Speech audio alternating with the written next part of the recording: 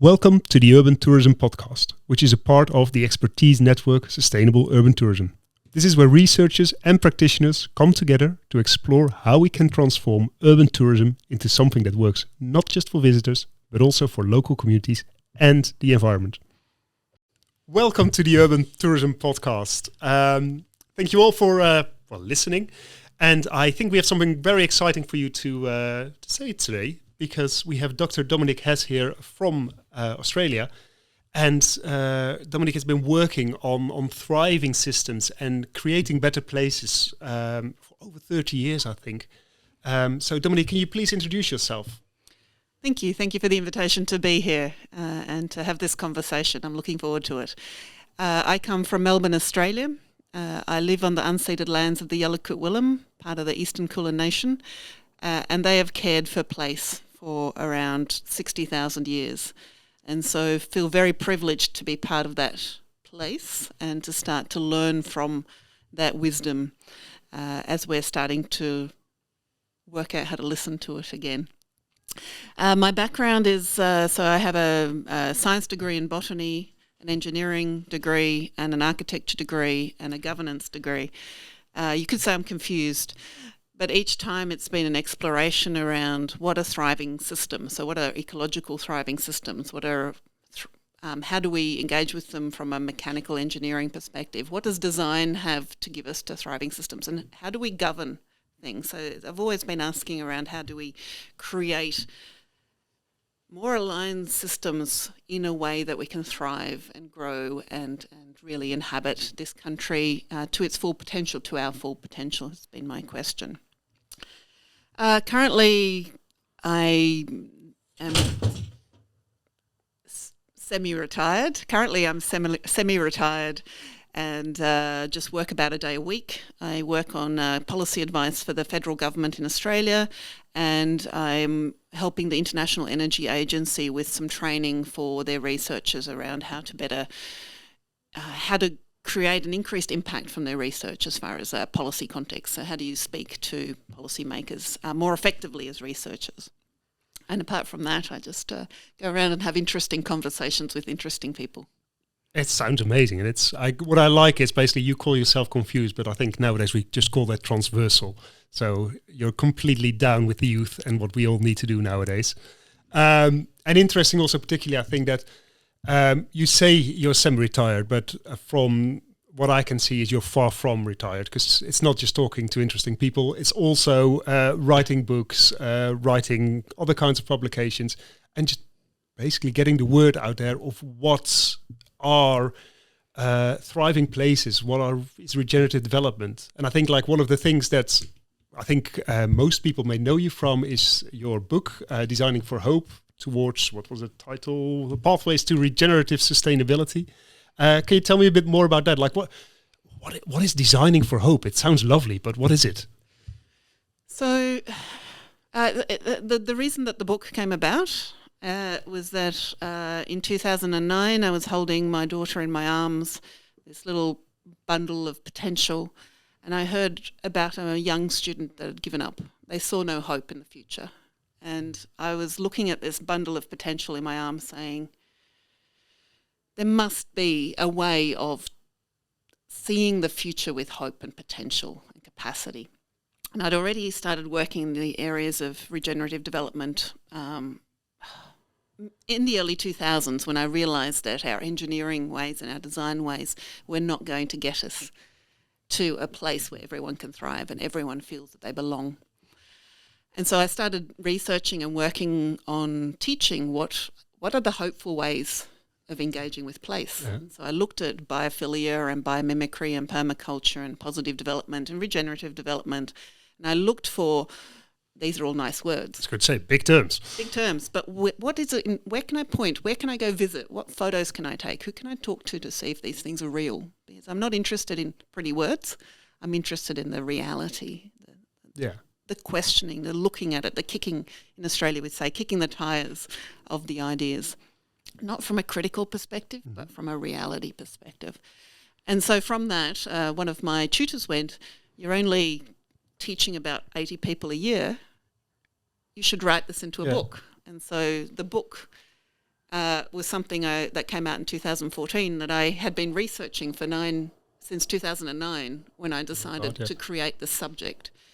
And so that's that book. But yes, it's very much around the reality of place. So we can have all of the fanciest ideas, but if it doesn't work for every person within a community, if it doesn't work for every animal in a community, if it doesn't create that sense of life, potential and vitality, then that is not creating that thriving future that we need. Yeah. And can you give, because this is, of course, I think it's very interesting, can you give an example just to show a little bit of how have you done that? Like one example that you find is interesting that you've seen that work. Yes. So this isn't a tourism one, but it's one that often makes people go, oh, really, we can do that. So there is a development called the Paddock. The Paddock is a for-profit development, 28 homes on the normal amount of area that it takes to build 25 homes in Australia, 28 homes in Australia. But we started with understanding the soil conditions, the water conditions, what trees were around, what were the plants and animals of the place before people came. And then we said, okay, what does it look like to build houses in such a way that those animals also come back? So we picked 5 keystone species. Those species sit at the top, and so that means everything underneath it is healthy. So powerful owl, that means they have to have something to eat, and those things need to eat something else, and it has to have good microorganisms and good water. The golden sun moth, the legless lizard, the growling grass frog, and the sugar glider. They're all at the top of their kind of niches, and for them to be there, everything else means. And how do we design healthy homes where people thrive, where they can build a sense of community? And out of all of that, what's regeneration? It's when the community starts caring for the place. And so they sent me photos of when those animals returned. That's amazing. And it's still going on and it's working and it's... Yep. It's they've just built final... COVID was a problem. But yes, they've just finished it. It's all being inhabited. And the stories of the people that were already living there during COVID, they just held each other safe through that period. But yes, 3 of the species have come back.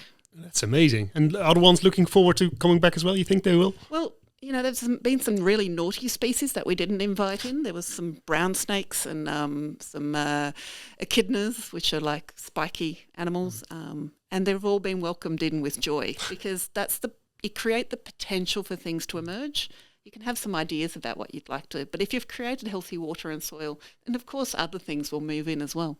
Yeah. See, I think that's interesting. That's an interesting perspective on, I think, regenerative development, which of course is one of these big terms that, well, it's being said a lot nowadays, but it can mean anything to anybody. It's quite fuzzy, if you would ask me. But I like the way that you try to now explain, what does it mean? It's that creating that potential in the community, and you created a place where things can happen. Great potential rather than creating something that is already there. There's no control of regenesis or what it is. That's saying that correctly? Well, what you're doing is you're allowing emergence. You're not controlling the outcome. You're creating healthy, fundamental systems, good water, good soil, good nutrients, and so forth. And then you allow things that are of the place to emerge. Yeah. And I think what is interesting there, I think particularly here, there's a good example of this is how regenerative development can work. But of course, we're not talking tourism now. Do you have how could those insights that you described now, what could we do with that, in the tourism concepts? What elements do we need to take along? So, for me, you said regenerative development's the current sexy term, and everybody's saying that they do it and are experts in it. I don't really care what term we use. What we want to do is create the capacity for a system to thrive. We want to create the capacity for a system to adapt to change in a way that it can continue to thrive. So we want that constructive relationship with place. If you call it regenerative development, Indigenous Australians call it custodianship. American Indians call it stewardship. It is about relationship with each other, and it's about relationship with place based on reality, on what is real, of what is here, not something we've imagined, what is real here. And to do that within how I work on regenerative development is you look at the flows and you look at what brings life to this place and what takes away life from this place, what takes away vitality, what contributes vitality.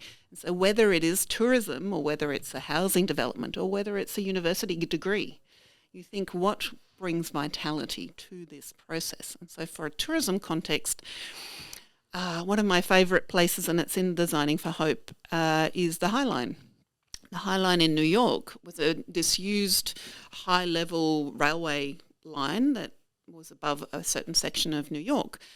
It had been abandoned, and so all this grass started growing there, and suddenly all this ecosystem started developing, and some people looked at that and went, this is actually fabulous, we want more of this. And so they started to very slowly create the High Line, which is now one of the hugest that's a great English word there, one of the biggest tourist attractions of New York. Thousands, millions of people come there. Another example is the Cheongju, and an apology for my very poor pronunciation, in Seoul, Korea. It's better than mine. Which is, it was before development. It was a creek and it connected communities, and then it became a sewer like it does in most developing countries, and then they thought, that's yuck, so we'll build a road over the top of it and hide it. And then they decided to, sustainable cities, green cities became an in thing, so let's daylight the waterways. They took away the road, it took a lot of money and so forth, and then brought back the river. Now that I do have some figures, just let me find them for you, because we're jumping around a little bit. Yep.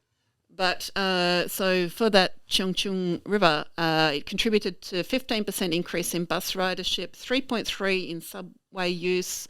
It attracts about 64,000 visitors, and many of those are tourists, but a lot of them are locals just visiting.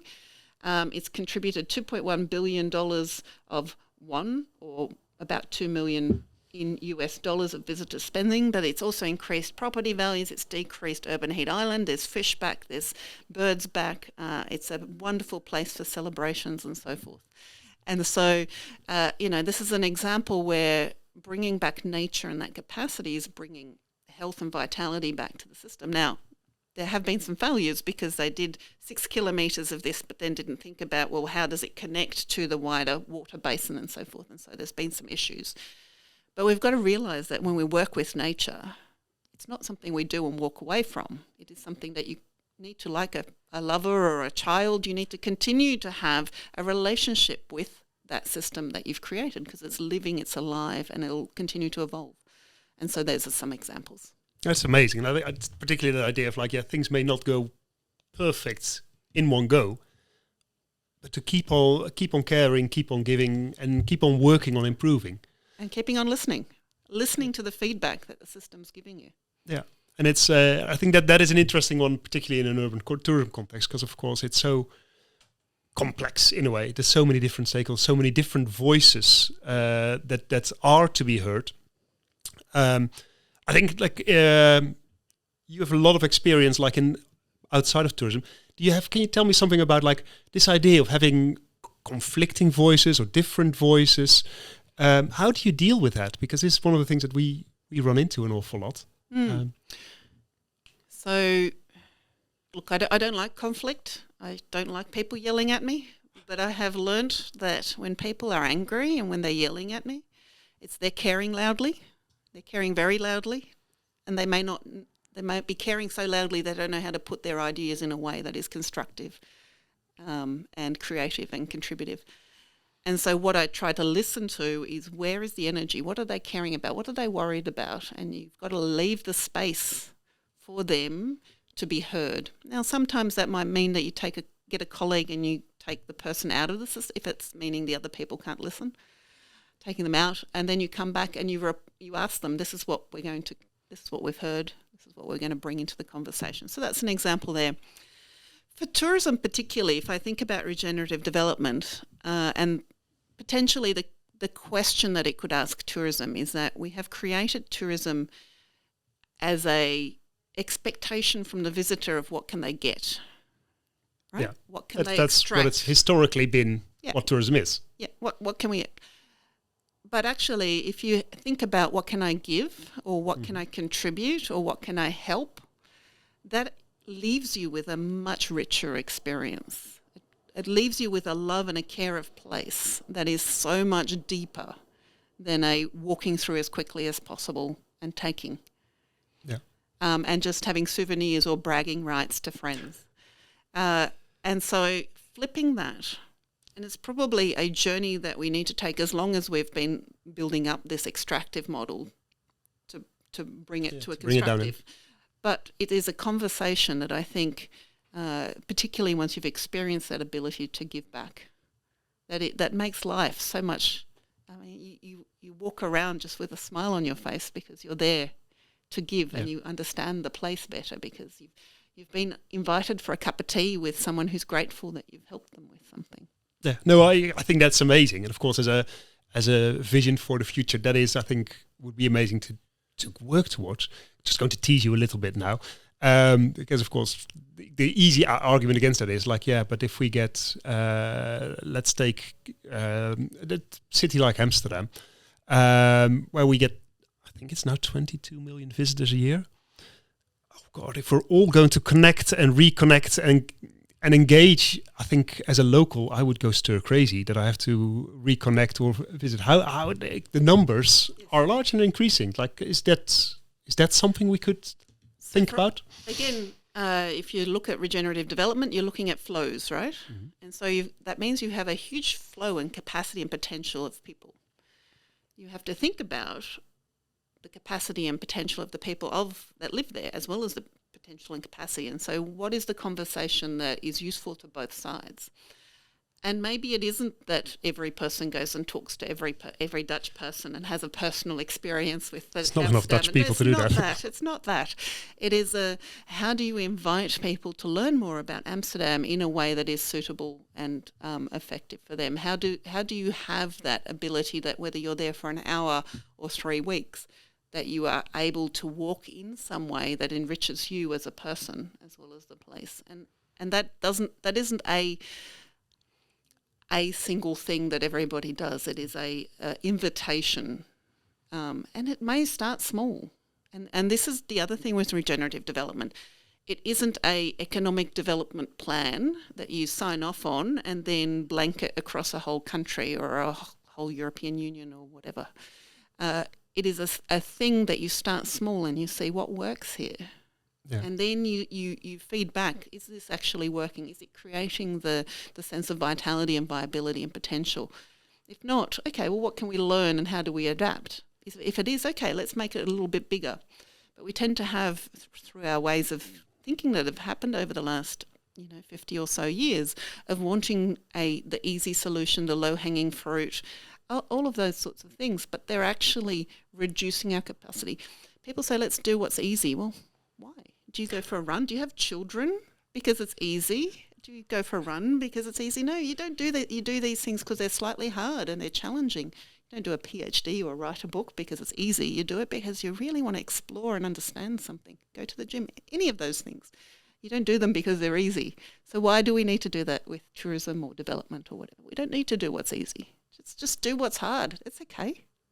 That's nice. And it's like, yeah, I think that's a great way to frame it. Like, let's do it the hard way. And from my personal perspective, let's fail and feel better and better and better until we get somewhere better, hopefully.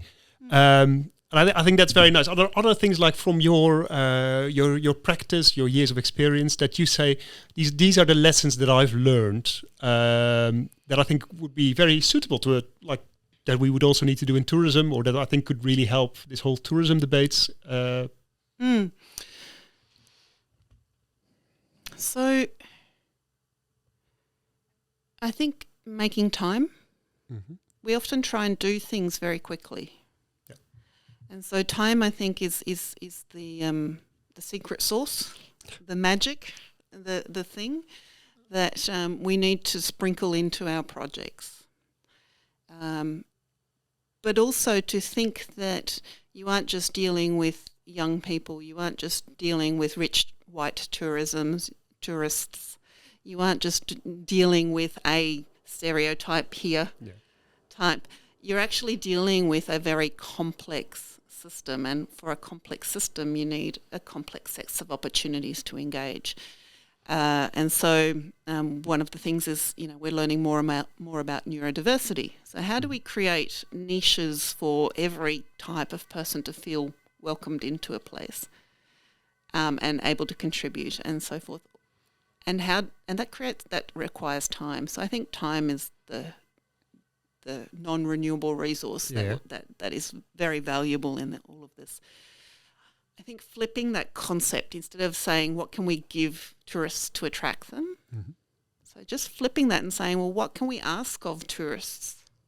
Just seeing where that takes you. Have a conversation next time you're creating an idea, a concept for place.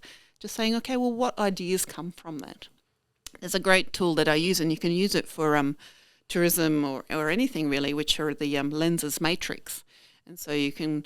It's just a matrix, and it's got degeneration on one side, it's got sustainability in the middle, and it's got regeneration at the end, and money, community, education, transport, water, beauty, history. It's got all of these things, and it takes you through, well, what does this look like when it's degenerative, when it's taking from place? What does it look like when it's sustainable, when we're kind of trying to keep things the balance same? It out. And what does it look like when it's actually healing and creating capacity? And just by going through that process, it unlocks the imagination, because often we don't imagine how it could be different. Yeah. And sometimes it's just unlocking the imagination. So my key lesson would be just to spend an additional hour in a process of ideation around how to work with tourism. It's just to say, okay, well, what does it, if we just ask these questions in a different way, what does it look like? Yeah, and also that concept of time. Like, let's just reflect, take some time. And of course, it's may be slightly less efficient in first instance, but it might have much greater benefits longer term. Yeah, that's right. In sort of architecture and design, we have a concept of integrated design.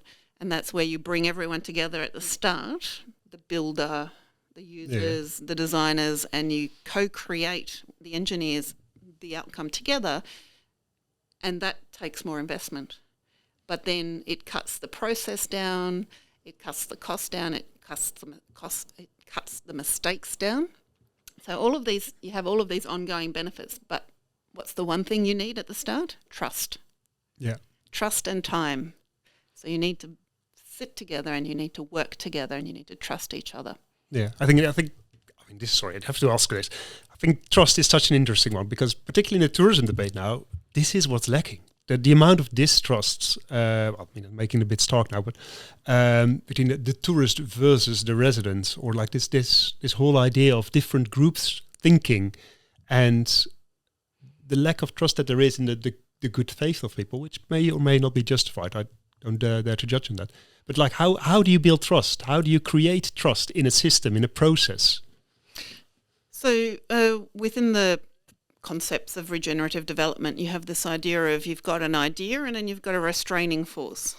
So you have the tourist and you have the resident. And in our normal way of thinking, we think that they are going to fight each other. Yeah. They're going to be unhappy. But they're only unhappy if one or both has to compromise.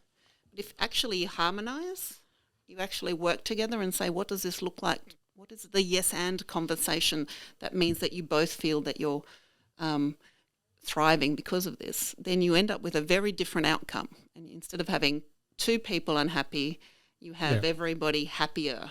Yeah. Because they're understanding each other. And I think trust comes from understanding. Again, that needs time. Yeah. And it needs the skills to listen to the yelling person and the angry person, and to say, you are valid, you are here, I am listening, your ideas are worth listening to. But also the quiet person and the child and the older person and the black and the white and the Muslim and the Christian. It's about just hearing the stories of the place and saying, okay, well, what does it look like here when you are really happy, when the magic is happening for everybody? I think that's nice. And it's also that acknowledgement of like, we're hearing you, because I think this is one of the things that is, working in tourism myself, it's often easy to say like, oh yeah, but your troubles are not that bad. And of course, that's the worst thing you can do, because it doesn't matter if they are perceived as bad. If you feel they're not right, you want to be listened to. So I think that's very powerful of what you're saying there. Like, this is, let's hear people. Because of like time, like we could talk forever nicely on this with you. But we also we prepared some things that we asked you, like what are key topics that you think are very important to discuss. And let's start with the first question. You already alluded to it, like the concept of urban acupuncture. You said this is something that's really powerful potentially. Do you mind just shedding some light on that? Yeah, so you may have a concept for Rotterdam of a thriving, ecological, vibrant party city, right? That might be the vision that you have. I don't know what it is, but that might be your vision, which is fine. But what does it mean for the African community, and what does it mean for the rich Dutch community? I don't know. I'm making this up. What does it mean for the student community? What does it mean for the retirees? When you speak to those communities and you say, okay, this is our concept of the whole of Rotterdam, what does this mean for you? How do you see yourself thriving within that story? And so for one community, it might be a community garden. For another community, it might be a pop-up art studio. It might be an underground rave scene. Who knows? But it's like drawing out for them with this idea that we've had. What does it look like for you? And then you try it. So you put in a little pop-up garden, or you organise a weekend rave, or you... in Mexico, they dreamed forward a pop-up park, where they went and camped on top of a huge pipe, and they just played music and had picnics, and they imagined what it could be. And it was just like, from that, the conversations come, and from those conversations, you then go to the next step. So that's my idea of acupuncture, is that not saying, okay, the whole of Rotterdam's going to be this vision. It's like, no, what does it mean here? And let's try it. Yeah. Let's try it and see. So just play around and then let's see. Don't take it too seriously. Let's just try it and see. And then from that, you build up the seriousness of the initiative. Yeah. No, I like that. And I think it's also, might have something to do like with another topic that you said that would be quite interesting. It's like just changing expectations. I guess that's also expectation of the process, maybe expectation of what can be. I don't know what your perceptions are of that. Like, how do we need to change expectations within? So one of the biggest expectations that drives me crazy is the idea of the hero or the expert or the person that comes in and will solve the problems. It's like, I cannot solve your problems. The only people that can solve your problems are you, because you are the experts of this place. I can hold you safe through a conversation. I can structure it in a way, and I can listen and I can adapt. But I cannot come and solve your problems. Yeah? And so I see regenerative development as more of a coaching of place. And I think for tourism, that's very much that, the coaching of a place so that it thrives for visitors and for the people that live there. And so, yes, so that's, you said, what is the key concept that drives me crazy? It's that one. It's that idea of that somebody else can be hired in for gazillion dollars to come here and fix the thing. It's not going to happen, because they don't know your place as well as you know your place. Yeah, whereas of course it is the easiest thing to do. Just quickly work an expert on it, and then apparently things get solved. But it's also like, yes, the easy thing to do. And it's like, we don't have to think about it too much, and then it's not our responsibility. Well, stuff that. Yeah. It is our responsibility. This is our place. And how, to just continue on with it, because I think it's fascinating, and I agree that it's too easy to just whack an expert on, because the expert doesn't know the context, so doesn't really know what is the real solutions or the real pathways for change. At the same time, like, again, being logistically a bit, it's always easy, of course, to say, but it's the community needs to, where the ideas come from. I just facilitate, and that could say that takes away my responsibility, not just as a facilitator, but also as, let's say, an industry or a government. We just facilitate local people, and then if they don't want to come up with solutions, then that's it. I mean, I'm putting it very stark here, but but then you're a pretty crap facilitator, because, well, from my perspective, if we don't have an outcome through which the community feels the agency to do it themselves, then you haven't held the conversation in a way that they feel that they can have agency. Yeah. You have come in and pretended to know everything and shut down the conversations. You haven't provided the resources to enable them. And whether you're a funder or an expert, if the community comes up with ideas and you then don't support them in actually enacting those ideas, and you expected something different? Yeah, it again goes back to expectations. But I do find that people want to be given the solution. Yeah. because we haven't been taught in a lot of ways to have that agency. Our agency's been taken from us because of how life happens at the moment. And so part of that is building the trust in the community that their ideas are going to be honoured. Yeah. And again, that's where starting small is such a beautiful starting process, because you can show them, okay, you wanted a garden, here's a pop-up garden. Yeah. You can show them that it's real, and here's the pathway forward if it's a success. But you tell me, is this a success? Yeah. So just really committing also to if people come up with ideas, just supporting that and providing ownership. Like, of course, ownership, you need to take it. It also needs to be given to you. So it's nice that two-way of how to do that. So I can give an example that will illustrate it, hopefully be useful to your listeners, which is completely not tourism or development or anything. It's like my husband works for a really big bank, and his main role is they start 10 projects, cost them $100 billion a year, I'm making up numbers here, and none of them ever finish because they always end up cost cutting at the end, and so they never end up where they wanted to through their planning. And he's like, well, let's fund a smaller number of projects more thoroughly and give them more scope and a bigger bucket to draw from so that it can evolve over time. Now, if you're talking tourism, if you're talking place, things change. And so instead of having a very fixed idea of where you want to go and funding lots of things with a very fixed idea, funding less things or smaller things with a more fluid way of kind of adapting over time will mean that your projects can adapt to the reality of working with your stakeholders, and you get a very different outcome. Yeah. Yeah, and also you have the time, because of course, again, like you were saying earlier, time is of the essence, and trust takes time. Everything takes time. So it's nice to be able to try to ensure that there is that time, rather than do with what often happens, of course, is 2 to 3 year projects, and they need to finish. Yeah. And then you walk away and you go, oh, but we were only just getting started. Yeah, just getting fun. Moving on to the third topic that you said like you wanted to do, is like urban greening. And I think this is an interesting one because, of course, in an urban context, there's relatively little greenness, if that's a good English word, compared to much more rural tourism, where, of course, nature and the beautiful landscapes, etc., are really a key part of the experience.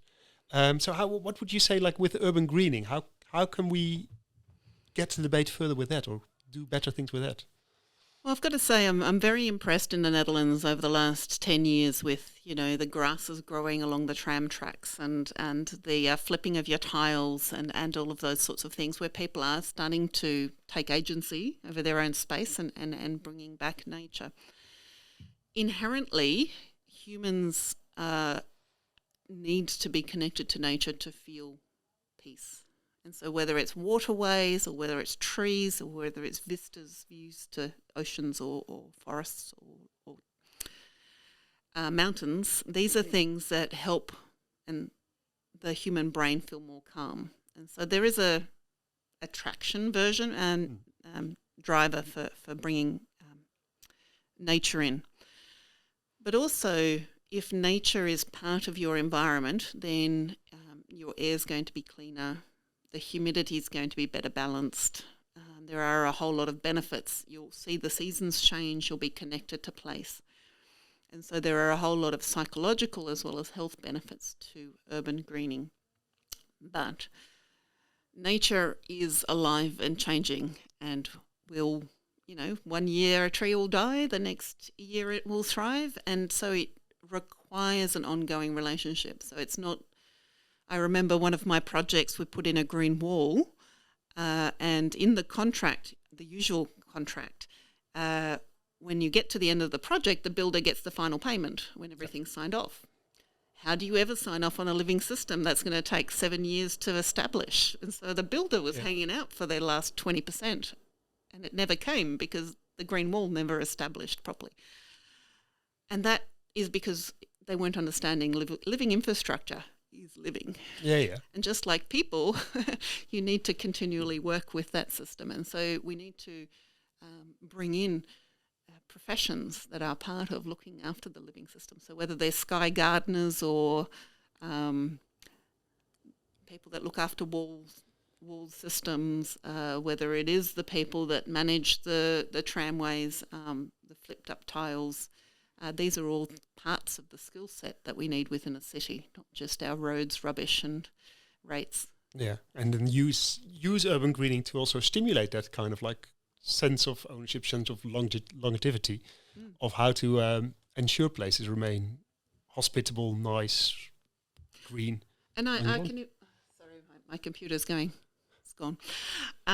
So one of the examples that, see if I can flip people's thinking, but if, for example, you're Amsterdam and you want to bring in more green roofs, then why not have a monthly green roof residency where you bring in people and they form a part with your chief roof gardener, and that becomes part of the tourism experience where you're experiencing roof gardening in Paris or London or...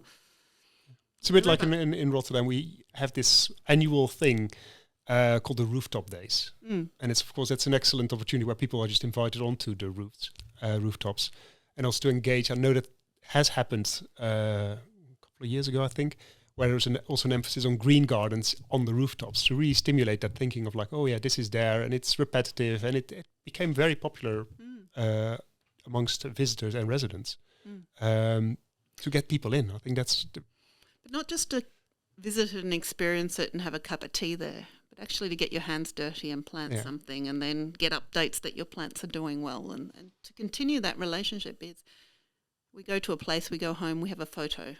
Yeah. But imagine if you got an annual little report saying, this is the flower garden you've helped to create. So you build that connection to place, that care for place.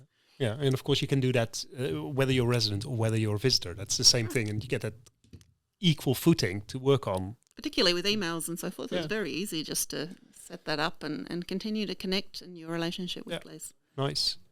Well, thanks again. It's very interesting.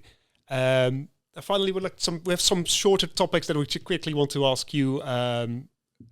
Well, what would happen if? And then I think the first one is like, if I ruled the world. So if you were to rule the world and you could implement, let's say, 2 or 3 things to instantly make urban tourism more sustainable, better, regenerative, whatever you want to do, what would those 3 things be? Yeah, so cheekily, I wouldn't. I wouldn't want to rule the earth, because that would be the expert, and that's way too much responsibility. But if I was put into a place where I had to, I would co-rule the earth with people not like me. So people that don't think like me, that don't have the same education, that don't look like me, that I don't like. I would work with people I don't like because I need to hear ideas, and I would have people in place that were experts for that place. So in Australian Indigenous communities, there were communities, and you would be responsible for, you would have a totem, you would look after the wombat or the grasses or the water, the salt water or the fresh water, and that means you held the stories of that place and you brought that to decisions. And so I would introduce something like that. But yeah, okay, that's me being a bit provocative back. It's just like that's just not me. I'm a very much under the ground kind of person, not on top. But what would it be for tourism? I would start with the question of, what do you love about where you live, and what would you like to share with others about? So I would start those little conversations. I would slow things down. I would create ways for people to engage with the depth of place. And I would make all tourism not-for-profit. Nice.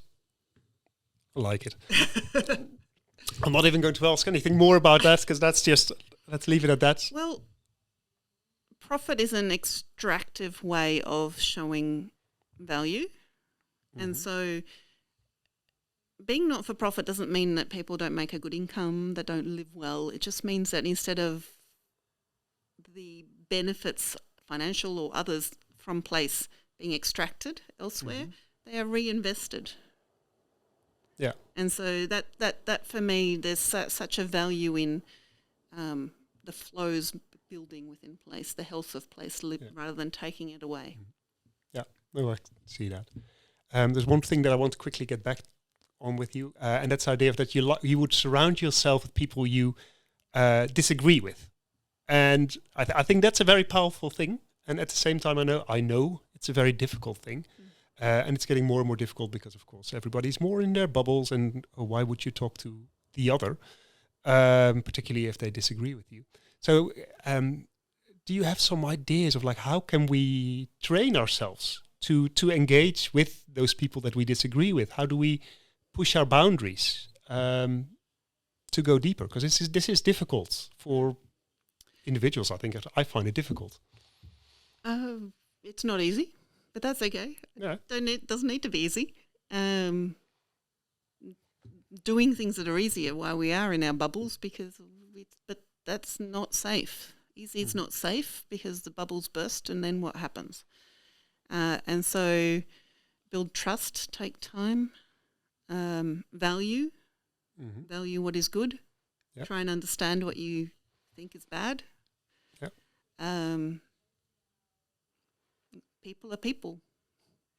That's all I can say. People, you know, that they have children and mothers and fathers and places they love, food they love. Food is a great leveler. That is true.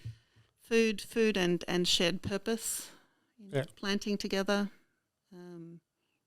cleaning together, helping. Yeah, just doing things together that creates some sort of like that alone, of course, creates unity, because then you see the value of the other in a different way that you might not. I think that's very powerful. That's very nice to do that, also to gain some compassion for the other and to appreciate that the other is not one-dimensional. Yeah, compassion and generosity. Those are the things. Yeah. What can I give? Not what can I take? Yeah, it's not one way; it's two ways. Yeah, and fine. If they don't like you, that's fine. It's because everybody wants I to be don't like liked. everybody. Yeah. It's fine. Don't take it personally. Okay, so just don't take it personally. Just go in there. Oh God, they're allowed. This reminds me. Put on your bubble wrap suit. Another one is another little item. I hate word items, but okay. Is overrated, underrated, or mythbusters, like certain terms that basically, do you think they're overrated or underrated? Mm-hmm. Just one that is often used in the concept of regenerative development is also placemaking, and it's one of the things that in tourism you get along. Placemaking, overrated or underrated? So again, in the spirit of challenge, that's very binary of you. That is. It depends. That's the whole item. That is a binary item. Yeah. But I like the answer. Like it depends. So the way that I do placemaking, it is how do you increase the vitality and viability of place? How do you take that concept of the bigger potential and make it real for people? It's not about gentrification. If there is gentrification, then how does everybody here become part of that? How does nature become part of it? How do the people that live here now become? If by gentrification we mean increased density, more people coming to this place, how do we continue to create the nuance and the beauty of this place? How do we hold that safe? Yeah. Because yes, there are more people on the world, and there are going to continue to be more people in the world. So if we can't work out how to do this while keeping the magic of place, then it's a problem. But placemaking, if it keeps the magic, that's good placemaking. Depends, and I don't do binary. That's great. I'm just thinking another one, because we've discussed so much already that some of the other ones that I thought of were already done. Is there one that you would say, like, what is one of the things that a concept that you think is massively underrated and we should really pay more attention to make maybe not even tourism, just the world. We can always link it back to tourism. Yeah. So, I've got my overrated favourites. It's like we need one solution to fix everybody. Like regenerative development is the concept that will save everybody. No, it's unique for place. So there is no one solution. Doing the easy things first. Yeah. The juiciest fruits are the hardest to get to. Picking up the lowest fruit means you're just getting the less satisfying fruit. tourists are net economic benefits. Like we look at tourism like they walk around with a dollar sign on their heads. Well, they're people. Yeah. People are people. And often we just see how much they're spending, but not the broader impact and story. And so I think that's one of my pet simplifications. Yeah. Can I quickly add on that? Because one of my pet hates is this whole idea of simple KPIs. And of course, KPIs are often what we use in the world nowadays to determine success, whatever that may be. And I struggle with that because it's like, yeah, but it's if you want to appreciate the world, how does it work? But what is your idea? How can we get over that? All right. So a very, very, it's meant to be brief, but I can't be brief with this question, which is simple KPIs, right? A human simple KPI is your blood pressure. It's the amount of iron in your blood. Yeah. It is your heart rate. It is your BMI, your tire around the middle, right? They're very simple, but they are indicators of the underlying health of a system. Yeah. But that's not you. You're a quirky, challenging academic with daughters who has had a life, right? So there is so much more to you that means that you are alive and thriving. And so that's the same with tourism and place. So you need to have the blood. Like if your blood wasn't pumping, there would be no daughters and quirkiness and challenge, right? So you need to underpin the system with those healthy markers, and then look at, well, what is the magic of this place and how do we measure that magic so that it's meaningful? So simple KPI. Again, not binary, not just simple KPIs. Nice. It's so did you have other ones that you were overrated? Yeah, growth is good. Yeah, good one. Growth is growth. Nice. Imagine if it was growth of people that came to help plant and clean the streets. Yeah. So it's like growth for what purpose? And so thinking about the simplification of growth. It's again indeed that simplification. There's just one type of growth that it's And then the value being how many things somebody can see in a place. Like I go to Amsterdam and I want to go to the Van Gogh Museum. I want to do a trip on the boat canals. I want to go down to the red light district and I want to go and have a spliff in a cafe. And by the way, I've only got an hour and a half. It's like, so underpinning the potential to really thrive by slowing down and really experiencing place. I think there is that idea that the value of your trip is how many things you can fit in. Yeah. But then again, I'm being quite judgy there because some people want to do that. That's their mark of success. But I don't know if that's everybody's mark of success because you end up coming home more exhausted than you left with. Yeah. Yeah, and it's again just like what's personal success? What makes you happy? And not one solution fits all. True. We're nearing the end, and to end on a positive note, I mean, that is quite nice. Can you tell me about a hidden gem? Some place that you think this is amazing, people need to know about this to get uplifting feeling, to feel nice? So imagine going on holiday and becoming a wombat walker or a wine whisperer or a cave conductor or an oyster organizer or a sauna stoker or a paranormal investigator or a truffle snuffler. I like a truffle snuffle. Truffle snuffle, yes, that's right. So how do we create experiences where you're actually going in and working with someone, helping maybe in an off-season tourist? So this is all from Tasmania. It's a tourist program in Tasmania that is inviting people on their holidays to come and help somebody within the industry. So the cave conductor goes into some of the beautiful Tasmanian caves with an orchestra and they create music in there. Well, a wombat walker is not too hard to imagine what a wombat walker does, but it's like a caring, so it helps that zoo out in a quiet time where they may not have the capacity. And so you're learning, you're contributing, you're having a very different personal experience of a place. That for me is a hidden gem. And every time I think of being a truffle snuffler, I love truffles. Yeah, so I can see that. And this is actually in Tasmania. This is happening. Like it is what they're doing. You can book it now. It's, well, I mean, I'm from the Netherlands, so I'd rather not fly to Tasmania just to be a truffle snuffer. But it's nice. The idea is very nice. It's just nice as a source of inspiration. Because, like, what could you do in that same kind of vein in an urban setting? This is a rural. Yeah. And it means you need to take the time because it's a day job. Yeah. Like you can't just come and snuffle a truffle Yeah. and walk away. You actually have to care for the ground, understand the pigs that go and snuffle the truffles. I think that's a different way indeed from what you would say, like, because there's also, and they're very valuable things, but of course picking litter whilst you're there, that's a 1 hour trip. Yeah. And then that's it. And there's great value in that. I think it's, amazing. But I can see this is moving it to the next level, that you commit to a longer period of time to do it. And it's not really that it's volunteer tourism, because it's, there's also loads of issues with that, but it's a different way of looking at these concepts. Yeah. That's very nice. That's a great little gem. And then the last one, are there any other things that we still need to talk about? Like what have I missed? What have we missed, I should say?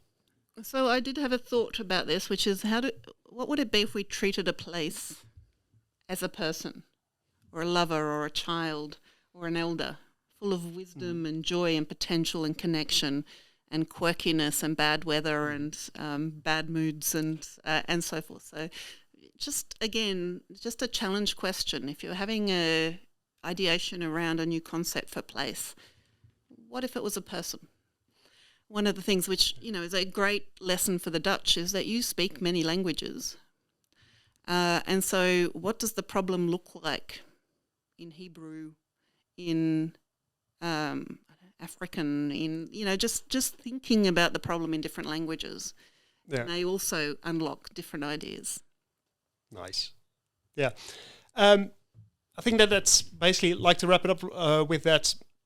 There's always a last question of the last question. Sorry, my organization is always crap. If there's and you may not have any, but if there's any other, if people are inspired, like, where should we go? What should we read? You can promote your own work, that's fine. Also, always very nice to say, promote some other people's work. Like, what's been inspiring you as a person, and if we want to learn more, what should we do to get inspired?